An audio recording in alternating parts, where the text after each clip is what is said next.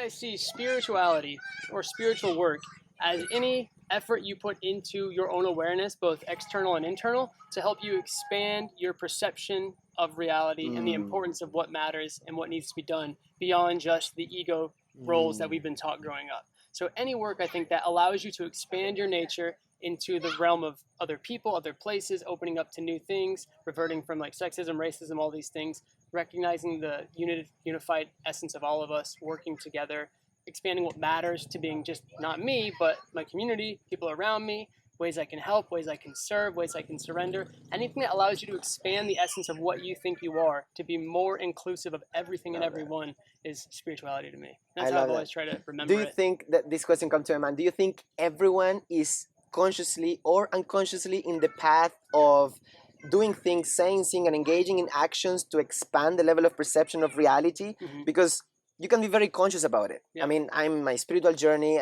and I'm going to India and I go to Vipassana and I'm doing my yoga and you are like reading Alan Watts or whatever. But sometimes I think that, anyway, if you work as a marketing manager in New York, which is like nothing to do with the example that I gave, somehow, and one of my hypotheses that the other was, I was thinking about that, somehow anyway, life is pushing everyone somehow towards a higher level of awakening, to move closer to love, to move closer to your essence. What do you think about that? That everyone is I think everyone's on their path, whether or not they're aware of it. You know, that's one thing that karma is expressed as in Vedantic philosophy, is that it's the nature of where your essence as source is going, how long it will take for it to realize its own truth. So that's the thing, is that some of us can be fully into our path. You know, there's some people who are sadhus living in caves in India for 40 plus years, just intensely awakening and releasing themselves from bondage and recognizing truth.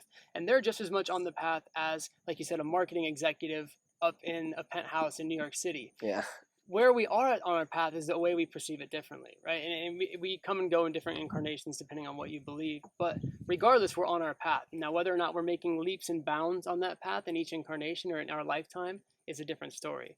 Sure. Right? And that's part of the thing they say is, like, you know, what happens in this lifetime is your karma for what you need to learn and realize. So some people, again, grow massively and awaken completely. Other people don't really grow at all, but they grow a little bit, and that's how incarnations work, and that's how the flow of life works energetically. Is it's always trying to remember what it is, right? It's always coming to a point. Do you think can happen the opposite? That you say some people grow a lot, some people grow a little, and some people just don't grow? Yeah, it can revert. You know, that's what the thing is. Like, it goes back and forth, and that's one of the big teachings in Vedantic philosophy, is that you're not here to force this information on anyone. You're here to provide it to those who are ready to listen.